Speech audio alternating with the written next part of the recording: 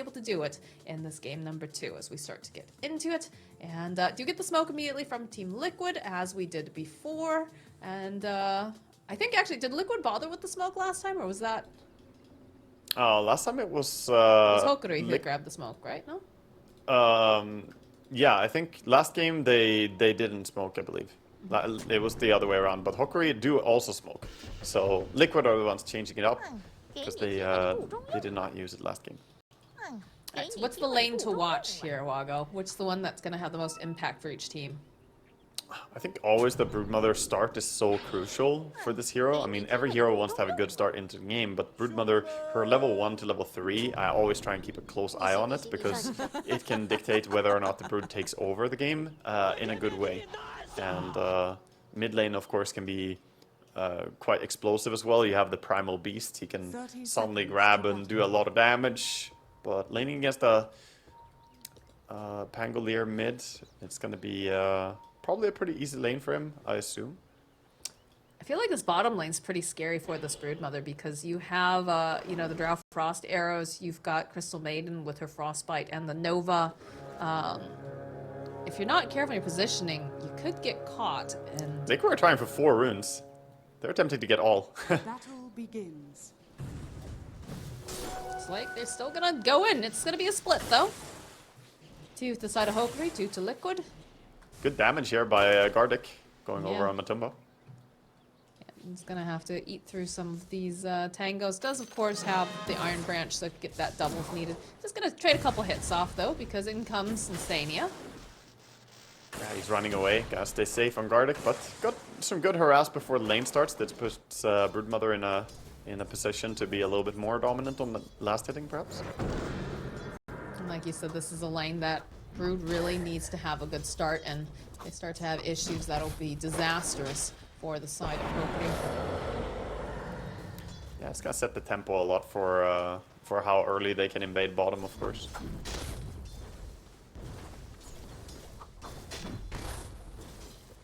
I like what Meke is doing on mid. So many Primal Beasts generally just skill like trample no matter what, but in this lane, Uproar is the play. He's getting so much damage, and look at the last hits, 5 and 2, and even getting a lot of damage here.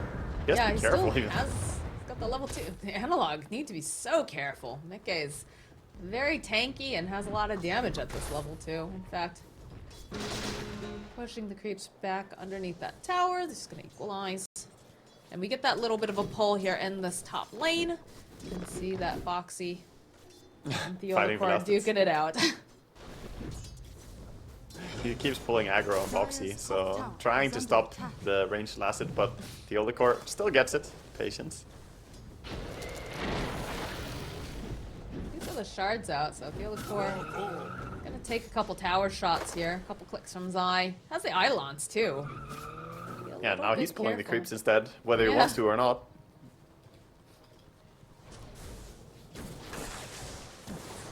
Insania in trouble? Bottom lane. Yep, there's our first blood.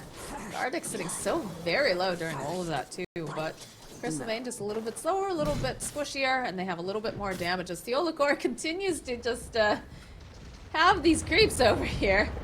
He's a lot slower than Tusk, so Tusk keeps getting these auto attacks every now and then on him. 310 versus 285 movement speed.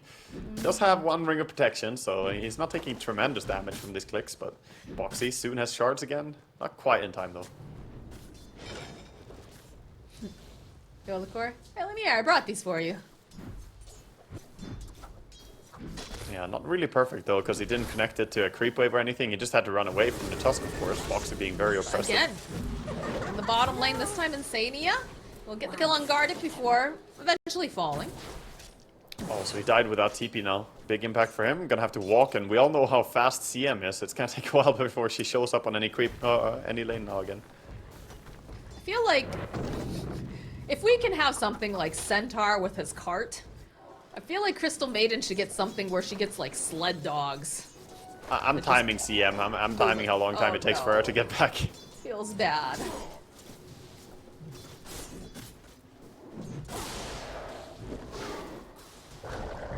Crystal Maiden Ags gets a team of sleds. Top lane though, there's the onslaught from Nikkei. And there's a snowball here from Boxy. They've got these stomps over onto Lumiere. but just gonna be able to harass, and we'll see Mickey just teleport out back to the mid lane and go and pick up these creeps. Update back from the marathon. It's been about 35 seconds. It's now 40 seconds, and he's back to the lane. That's from when he started running, so he died as well. There's a full minute gone from the lane after dying. That's really painful. Look, she'd be faster if she could, alright? She's at least getting out there and getting her cardio in. That's more than some people. She's doing it on purpose. Oh, Tiny in trouble again, getting sharded here. Ablon's hitting him. Yeah, he is trapped over on the side, and that is gonna be a kill for Zai. Perfect shards there by Boxy. Good timing. Catches him as he's in the tree line there.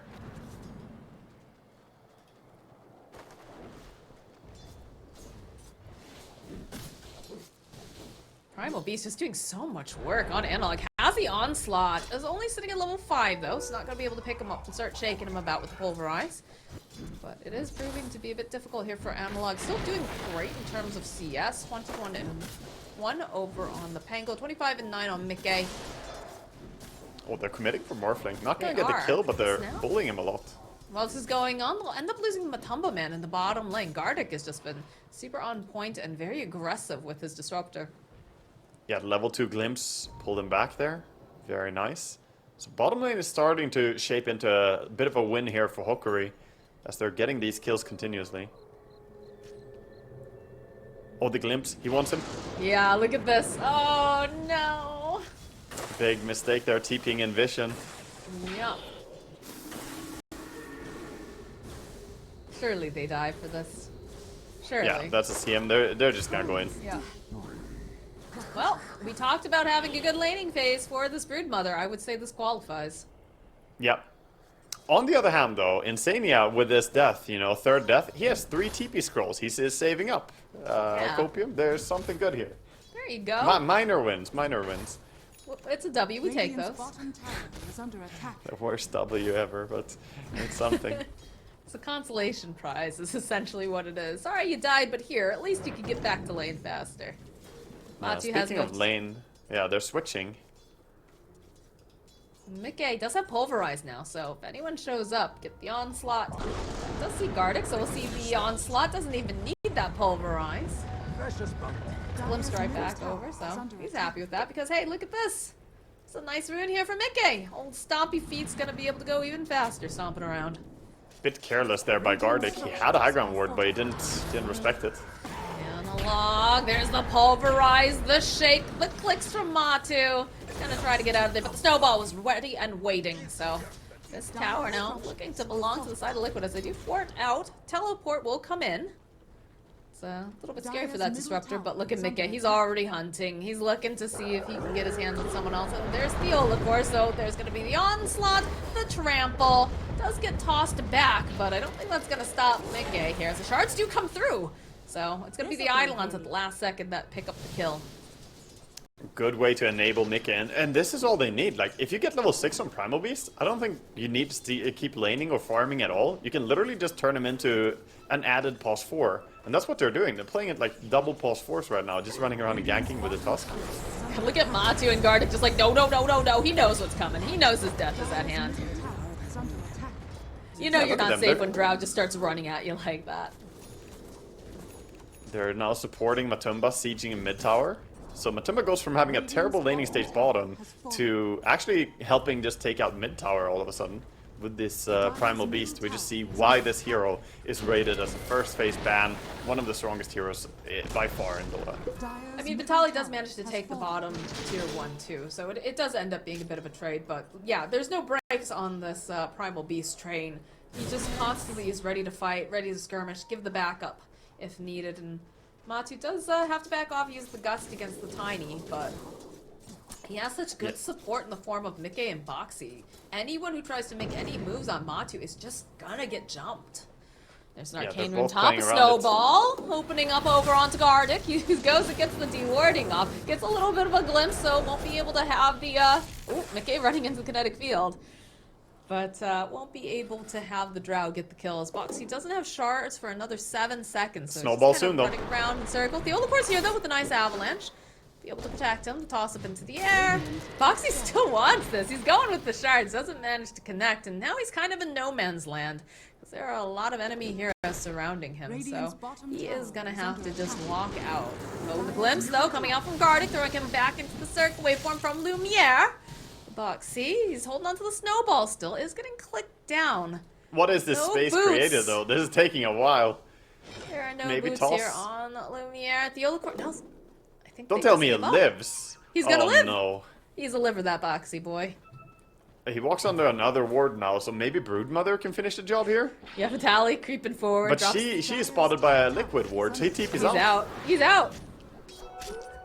What a god gamer. Yeah. They also had a ward on the other side of the cliff. Top lane, we're seeing that Primal Beast teleporting up, perhaps wanting to provide that support, as there is also Insania with the Crystal Maiden. Yeah, Feels like Zai they're also looking to called do out there's a ward there. He pinged out that, you know, those Eidolons were nuked from Fog of War. They don't find it, though. Middle We're lane. just down to the right. Find themselves Mott to the toss over to Vitali. Do have the gust, but these babies should be able to chew through Matu. In the top lane, the onslaught does get used. They'll get the kill on Analog. And Insania trying to close this gap here. Trying to slow him down just a little bit. Just has the brown boots. Does get glimpsed back, but Mickey. I wasn't sure if Mickey was going to be patient with the onslaught. In fact, Gardic is sticking around. Good position here by Hokori, so they're going immediately for... Right, oh, into the kinetic field. It just doesn't come up fast enough. As now Mickey is chasing up Gardic. The shards holding into place. What's the snowball? The hit squad of Boxy and Mickey will continue to dominate. And they don't want to lose mid tower. They're coming in with Insania. They have a black hole too if they get into position. You have to be careful of these spider babies. Will nibble away at Zai.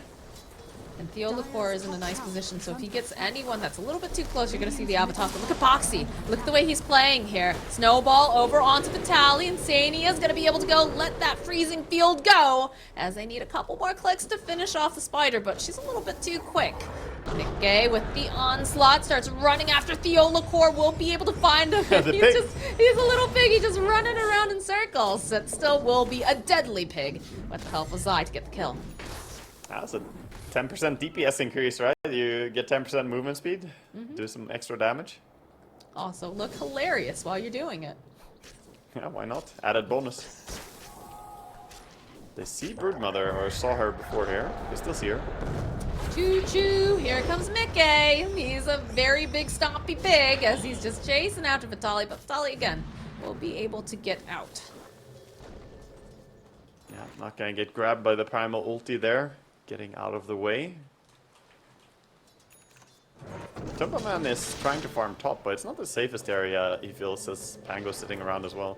So he gets some backup TP. Look how fast Liquid just teleports in. Gets bounced back here by the Rolling Thunder, so a nice read from Analog, realizing that the TPs were coming and he needed to get out. It's more like he heard the roar. The moment he heard the Primal Beast, his onslaught, that was one drawback of this hero, right? You can tell when he's charging in, so revs up the engine, gets out. Double damage now over on Mickey. Gonna continue to protect this mid tower. Only lost the bottom tier 1 with the Broodmother lane, so still standing. Yeah, Sai having a pretty quiet game this game, but still doing fantastic, by the way. 4-0 and 1.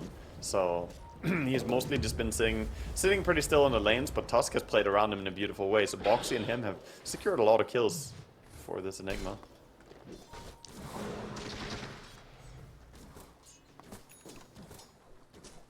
Dire are scanning. And it's a Midas Morphling, by the way, with intentions of going for a Manta style as his next item. I think the Manta is great against the Drow Ranger and the Frostbite of CM here, but not sure if I like the Midas. It's a little bit greedy, I think. You think he should be more active? Boxy, nice snowball. Will be able to dodge away from the avalanche. Bounce over onto that gun too. Matumba Man trying to get in position. Let's get the Walrus Punch on Gardic. He'll have to back off because of that ultimate coming out from the Disruptor, but they have the last hit coming into play. And they get the show. Theolacor left behind here. He's gonna get shaken down by the Primal Beast. Yeah, a little hop as well with Tundra Story, gets up to the high ground, farms the camp. I think I would just... Oh, nice. The CM ulti saves the tower. You killed the spiderlings. Got little spider dead bodies over here. My goodness. Yeah, he's happy to take whatever net worth he can get. I mean, when you're a support, those spiders look like juicy gold. I wonder how many spiders have been killed so far in this game. Yeah, that's a stat. We need... where's T-Panda when you need him?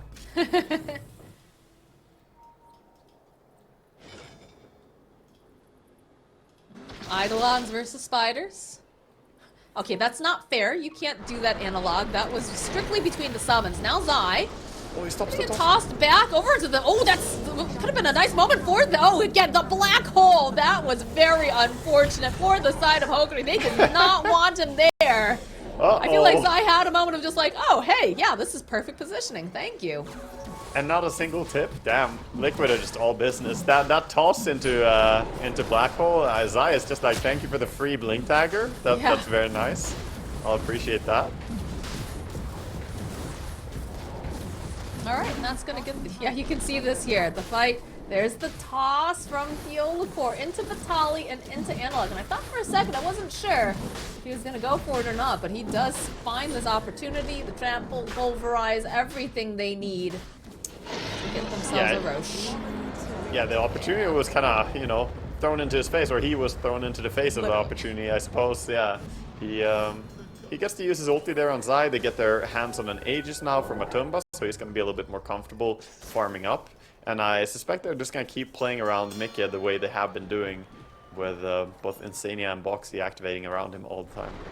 Yeah, they're so close to this BKB completion on Mickey, and they haven't been able to kill this guy at all yet. Sitting at 5-0 and 8. The impact from Mickey on this hero just proving to be very, very influential. Yeah, top. They're getting a little bit flirting with death here, getting this close. Gonna get out. They're just poking. They're seeing what they can find. Both teams sitting around a bit in the tree lines. Let's see. We have Yasha completed coming out now for the Drow. Lumiere already has that Yasha. Still working towards the Manta.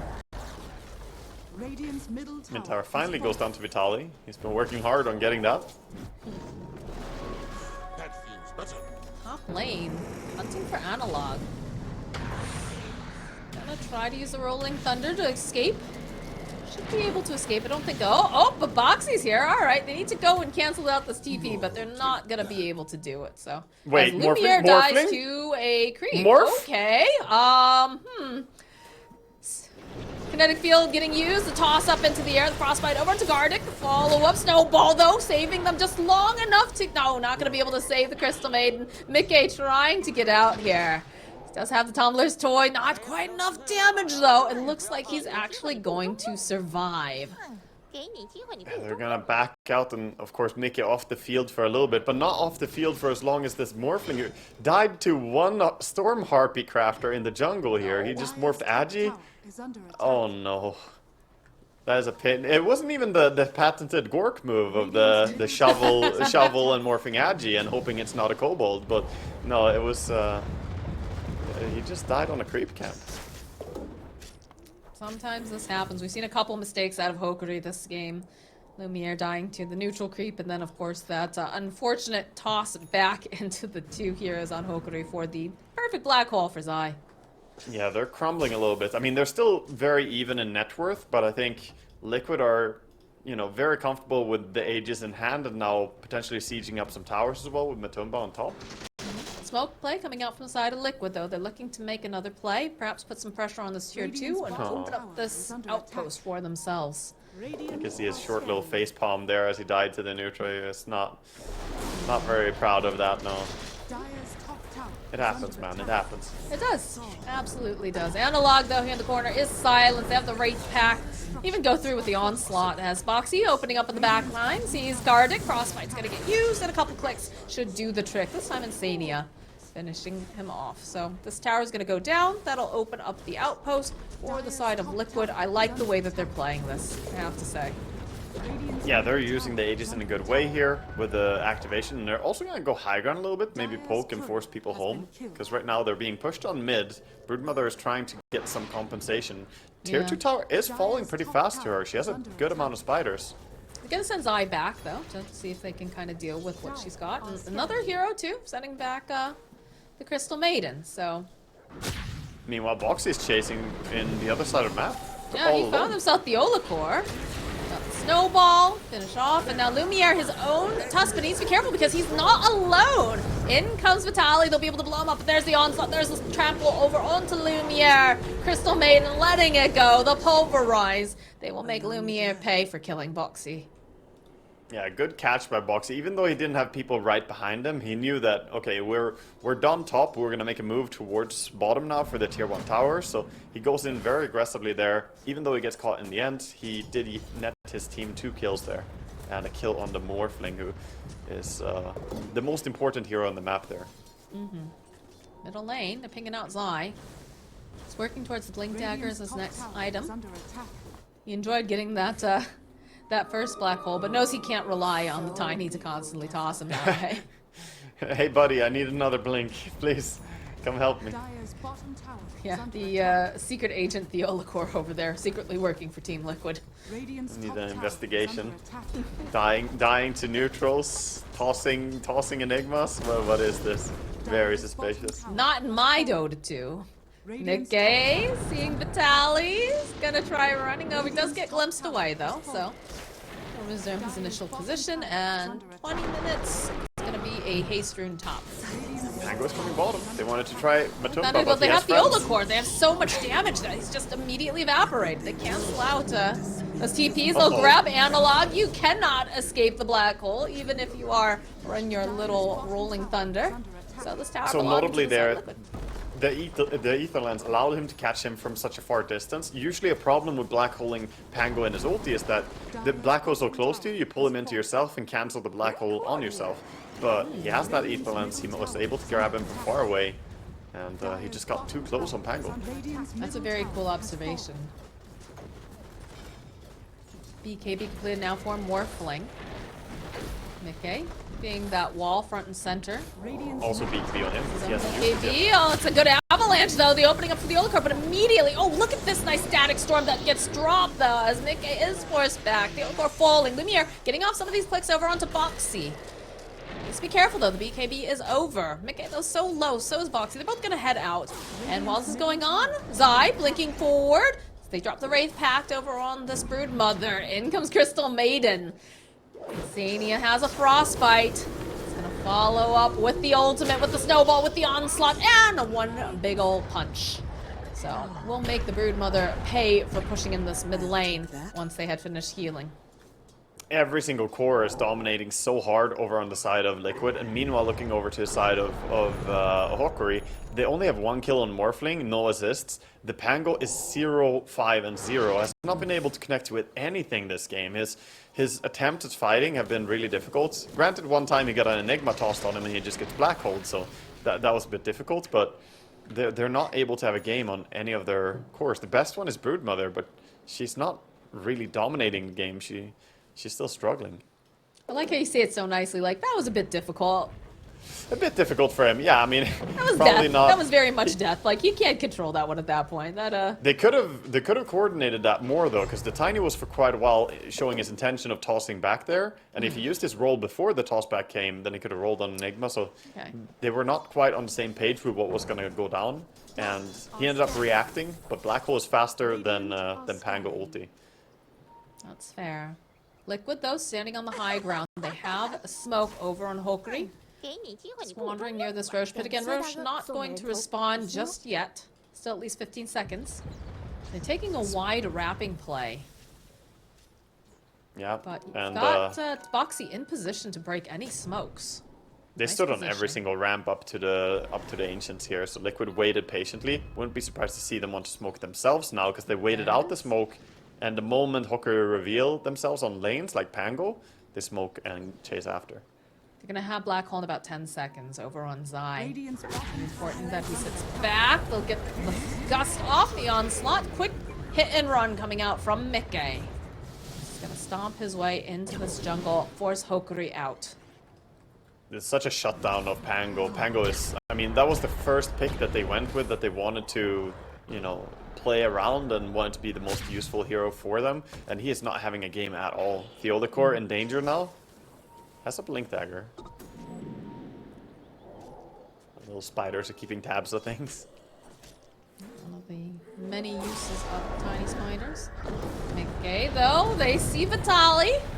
They're gonna try to get this Broodmother off the map. They're tired of the split push, Walrus Punch, and another couple clicks. Down he goes. So, 2 dead on the side of Hokori. We will have the Pangolier up back in a couple seconds, but there is no place for him to teleport if the Hokori stay in the side of the jungle. So they are just gonna back out. Yeah, Hokori are falling back, but they're gonna fall back, but soon I think Liquid are just gonna be in a very oppressive position to just keep them in their base. For now they're on the map, but it feels like Liquid are just more and more assertive for every minute that passes here.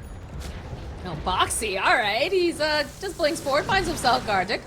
Gardic is not looking too great here. We'll use the Static Storm, but Boxy does not care about this. He's the only one over there. He's real tanky. Tier 2 mid tower now, next target for Matumba. Starts shooting and everyone else just playing around him. They have Black Hole ready. I love the way that they're playing this. Zai finding the opening on Lumiere. We'll get the Gust off, get the Science. They can get in position. If they want to use this Black Hole, they're going to use it to ensure that they can kill the Morphling. And Lumiere, both Lumiere and Analog are having no game at all. It's super difficult for Hokori right now. Definitely feels like Liquid has their number. And they do have, they've got their coaches, they've got their analysts. They've got a whole support staff that definitely, you know, have been doing their homework as well as the players, so that does make things a little bit more difficult. A bit of a glimpse here for Matumba Man. Avalanche is going to get dropped, but they don't have the Static Storm. Snowball over onto Theodokor. Gardic on the back lines, too, is just getting stomped away by Mickey, and these arrows coming out now from Drow, just doing so much damage. Boxy, though, does get chewed up by the spider, so Vitaly will find a kill. But Roche is back up. There's 3 dead. Morph's going to be up in a moment, but I don't think they want to take a fight without having their Disruptor and their Tiny, but are going to get fairly soon, too. Still fairly low level. Wouldn't be surprised to see Liquid just go straight into Roche here. Even with Tusk dead, it feels like they're so dominant. They can probably go in and tank it, but not going to check that it's up on the way through. Mickey gonna check. Yeah. Sees it. Okay, so they're waiting for the Tusk. And there's Dieter in bottom for Morphling. This could be big impact. What's going on with the spider? You seeing this? Oh, they're bugging? Yeah, they bugging out. They sometimes can't really move somewhere. You know, they have the spider web bonus, and then they lose it when they move somewhere, and they get stuck on funny places. It happens all the time. BKB completed now for, I thought I saw one. Is there one flying out? Dire's top tower is under attack. I saw that. Yeah, there it is. Sorry. Matsu's got himself the BKB in his inventory. I was looking for that. Spiders, though, going to slowly comb out. Do have the one still in the pits. They're looking for the opening, though. They see themselves with Tally. The snowball onto the back lines from Boxy. He's pretty far away, so he's going to end up falling. The Static Storm coming into play very nicely. Will slow down the side of Liquid for a little bit. Lumiere, seeing Insania, chasing after Matu. Matu, of course, has that BKB, though. They're going to try to walk away. Glimpse back, though, over onto Mickey. He's going to just disjoint it using his own BKB. Yeah, that was a difficult fight to take without Black Hole. Good positioning there by Hokori, and also Brood, proving to be very difficult to kill with a Wraith Pact and the Pipe of Insight. He stayed alive for a long time, which was very crucial, and Boxy just got a little bit too deep there, as his team can't really break the high ground without having Black Hole as well. If they all charge up there, they would just be getting caught in a big disruptor ulti, or getting clicked down by Morphling. Mm-hmm. Alright, well, Hokori will hold off this Roshan for a little bit longer. Still playing up in this area. They know that that's definitely a high priority for Liquid. And I like that Brood does have this gem picked up, bought for him by Gardic. So they're going to be able to get some more control over this side of their jungle. And then also, anytime that they have any sort of invis, they will be able to punish Yeah, they've done a fantastic job of staying relevant in terms of farm over on the side of Hokori, despite the game being so grim for them overall. The 1-6-1 Pangolier is still quite even in farm with Mikke's Primal Beast, who is 8-0-13. So that's just, he has a lot more, like, I want to say a lot more CS. I'm not even sure how he's even in farm. Mikke actually has similar CS. I guess a lot of those are spiders. Yeah. Probably That's kill a true. lot of brood spiders. I'll pick up the Invis rune over on Theolacor. Still have Insania in this area, as is Matu. But they'll push out this bottom wave and then send Insania? everybody back. Watch out. Insania, yeah, there is. Oh, he's forced up on the cliffside. A beautiful ward, but gonna be able to get off the ultimate on the back line, so they bluff Analog. And Insania, he's absolutely safe because of that black hole and that beautiful Crystal Maiden ulti. It was just absolutely Ultra kill perfect. That's already. an ultra kill now for Matumba Man. Oh my goodness, that was some good reaction there by Zai coming in and saving, and all of Liquid as well. They care about their Pulse 5s. All Pulse 5 players wish they got that much love. And the moment they go on Insania, the entirety of Liquid mobilized to get over there, and they punish Hokori big time for overextending there. I thought for sure he was dead, but Zai being in a good position. Yeah, you can see it. 4 stuffs onto the high ground. And I thought for sure they were going to get the last click of the storm, but there it is. There's that black hole dragging them forward. Insania using the big freezing field on top of it, and the fight gets split during that entire time, so they're able just to clean up. Yeah, he actually didn't have mana to add the freezing field. That was all the damage of just black hole, and then Drow coming in with some last hits. But that was still, I think if they reveal their positioning like that, just to chase after CM, then the fight becomes easy for heroes like the Tusk and for the Enigma. Enigma relies on knowing where his opponents are. So if they break formation and show themselves just for a CM, then Zai is going to be very happy about that. Zai, by the way, has a Crimson Guard now, so his damage mitigation is getting a little bit nice too. Must have been all the particles from the Crystal Nova I was seeing over there. Yeah, it was a lot of cosmetics really going down.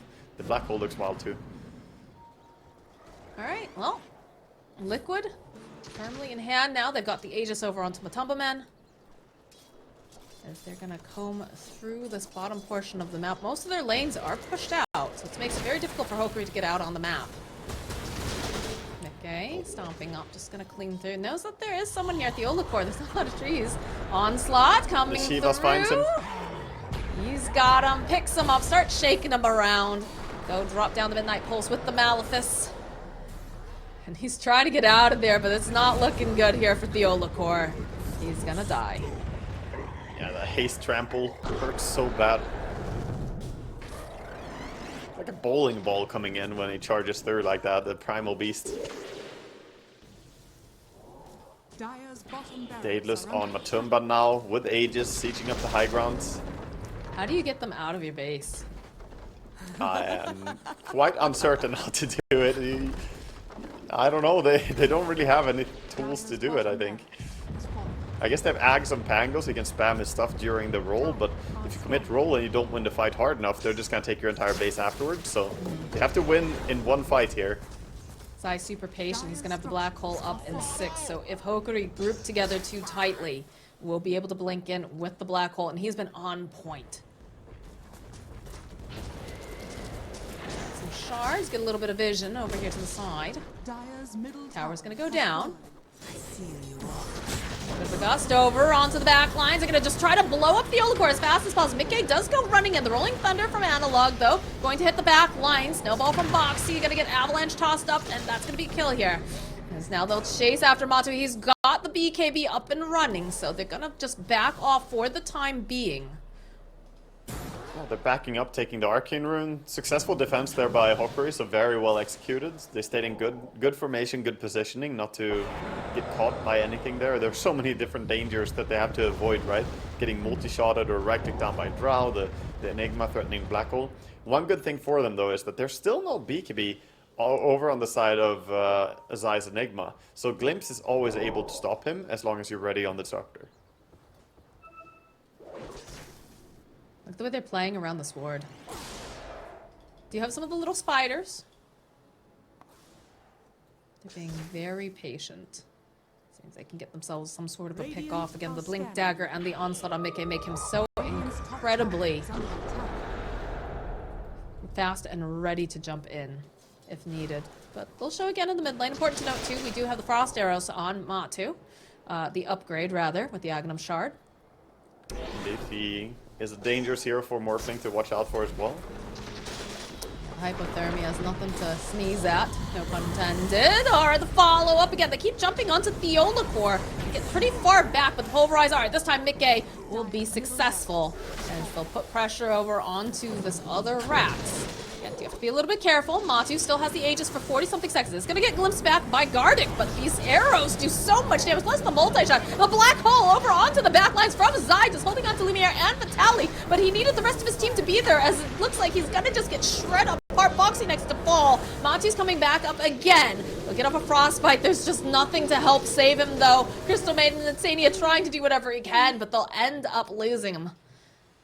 As it looks like Matu does manage to get out. Really fantastic hold there again. I mean, nice black hole by Zai, but he didn't have any damage following through in it because the Drow was being brought down. So if Drow is not auto-attacking into the black hole and you also don't have Primal Beast around, then even though he caught 2 heroes, it doesn't really end up doing that much. Now Hokori storming down the mid lane. They realize that this is a good timing to do something. Only 30 seconds here, so gotta make quick use of it. Yeah, there's no black hole available. And several of these supports are down. There's gonna be the onslaught, though. Lumiere is silenced. The hypothermia, they just burst him.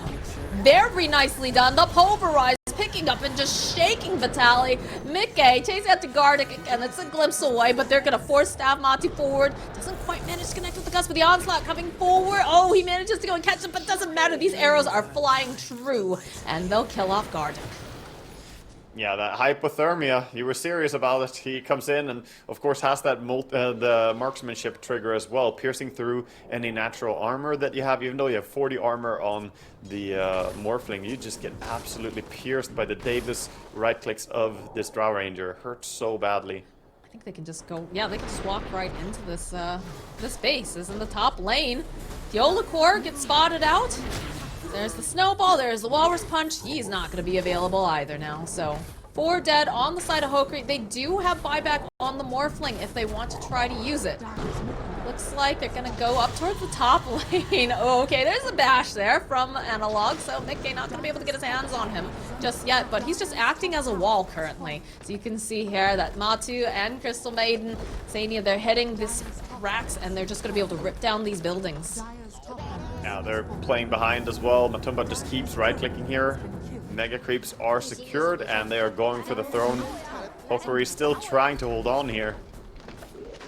Don't want to tap out here. Every single chance they have, even if it's slim, they need to keep trying.